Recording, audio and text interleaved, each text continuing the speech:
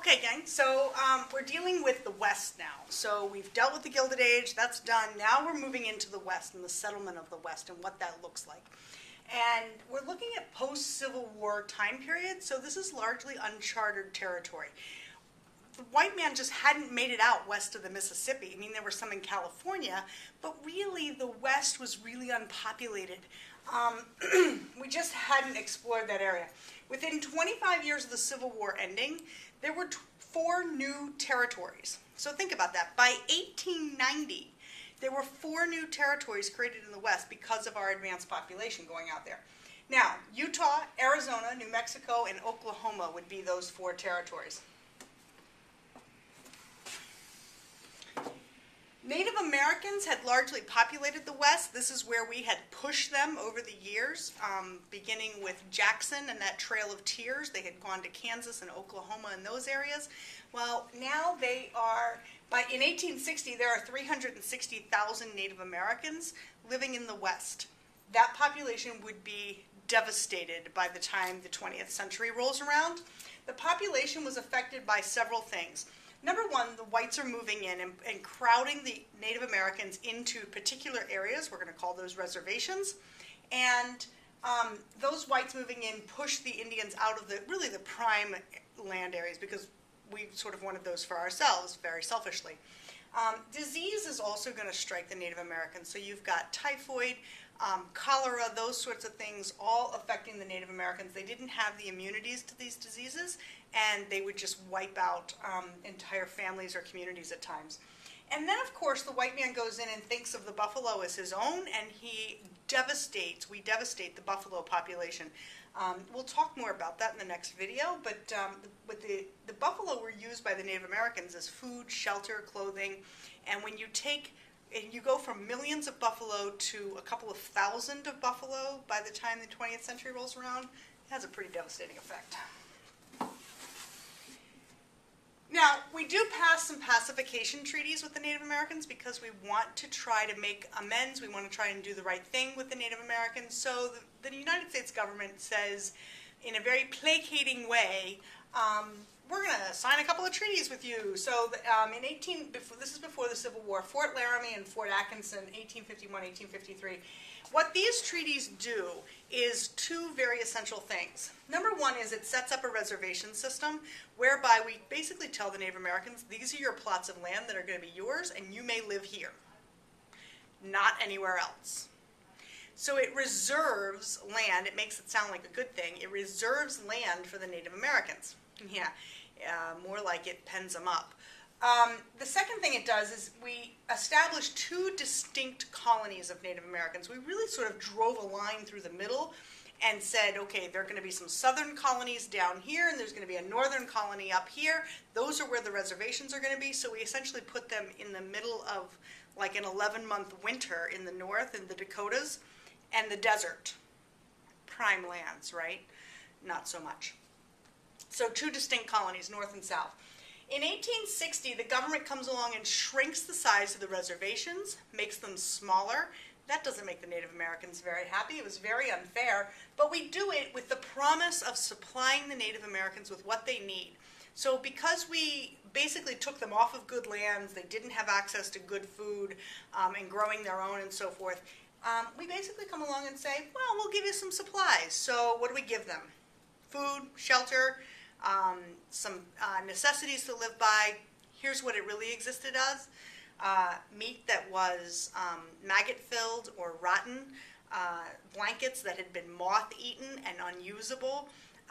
There were so many corrupt people in the Indian Bureau that this promise of supplies turned into quite a joke. 1868 to 1890, there's going to be a tremendous amount of warfare between the Native Americans and the settlers or the militia as we crowd out the Native Americans. They become more and more resistant to giving up their land, and why should they give up their land?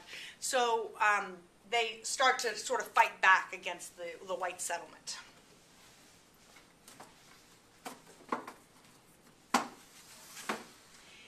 Now, the population decline of the Native Americans and the warfare that's involved here a lot of Native Americans were mistakenly shot. As the white man moved west, if he saw an Indian, he'd just shoot him because he wasn't sure what friendliness there was with the Native Americans. So better to be safe than sorry, just shoot him. That was the attitude. In Sand Creek, Colorado, we're going to see the massacre of some 400 Native Americans by Colonel Shivington. And that was pretty devastating because he goes after men, women, children. He really doesn't discriminate and just goes after everybody. The Sioux in Montana are going to have a run-in with Captain William Fetterman.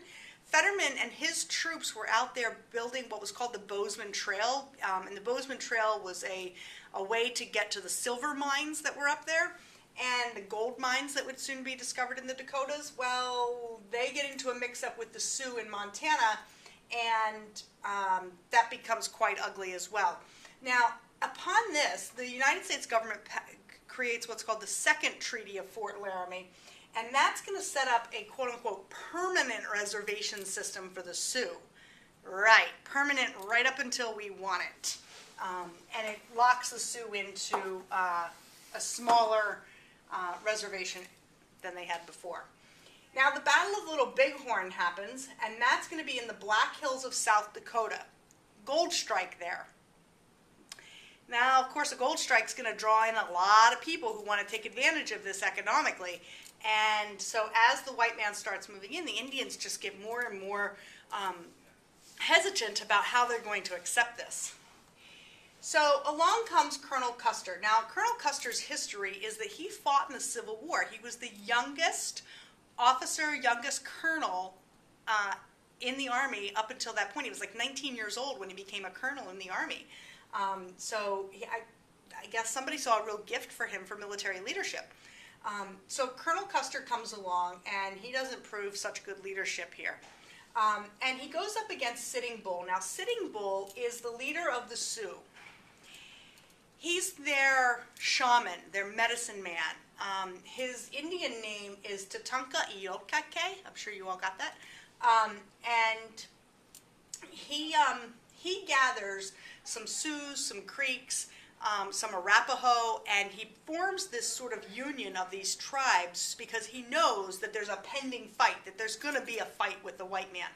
And he gathers all of these Indians up and a lot of their braves, their warriors, and he gets them ready for battle. Now, Custer sends in to the Little Bighorn, Little Bighorn is a river, and he sends his reconnaissance team into the river valley to see about how many Native Americans they would be going up against. And his reconnaissance team comes back and says, it's not so many, it won't be so bad, don't worry about it. And Custer believes them.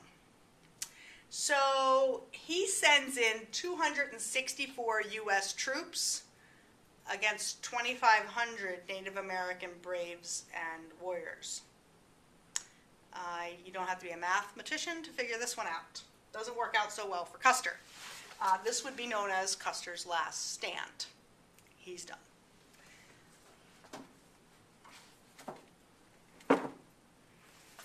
So then we have the Nez Perce, or the Nez Perce, depending on how you want to say it. There's an accent there, I would say Perce. And they are in Idaho, and they're led by a man named Chief Joseph. His Indian name is Himatan something, and I can't remember what it is, so I'll have to look it up. But what it means is, and that's really not important, but what it means is thunder coming across the water onto land. Love that. And that's Chief Joseph. Now, Chief Joseph, generally speaking, is a very peaceful man. He's not a warrior of any sort. He doesn't really want to encounter the white man. He just wants to be left alone. So they're in Idaho, and all of a sudden these Americans showed up, led by General Oliver Howard. And there was a skirmish between the Nez Perce and white man, where the white man came in and killed a bunch of Nez Perce Indians.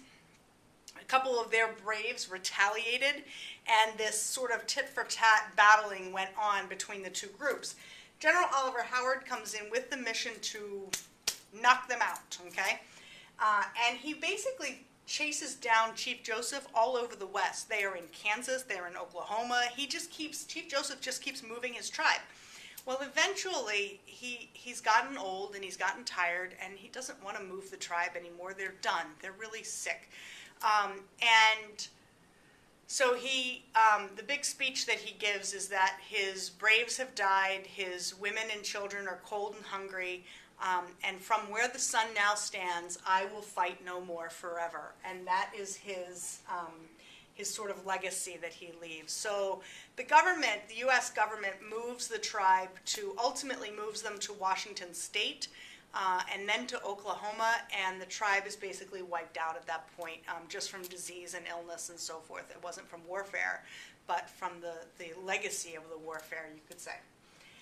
The Apache are a southern colony tribe. They're down towards Arizona, New Mexico area, and the U.S. government and its forces had basically pushed the Apache into Mexico. And the Apache leader was a guy named Geronimo. And Geronimo had this intense hatred for the white man. Who could blame him? He's going to lead them into battle several times against whites, but it doesn't pay off. Now, why did we oppress the Native Americans? Well, there were three basic reasons. One, we were pushing railroads in, and we wanted the land to be able to build the railroads. Okay, and it's not just about where the rails are. It was the surrounding land where the towns would be built. We had to have it all. Agreed. Then there were the mining rights. So a lot of the Native Americans, where we had pushed them to, happened to be on areas which were really rich in gold and silver. And frankly, the Native Americans had no use for gold or silver, but we did. So we wanted it. So we went in and pushed them out. And then finally, it was about the land itself. And it comes back to these two things. If we want to be able to mine, we have to have the land. If we want to be able to build railroads, we have to have the land. So ultimately, this land issue is huge for the battle with the Native Americans.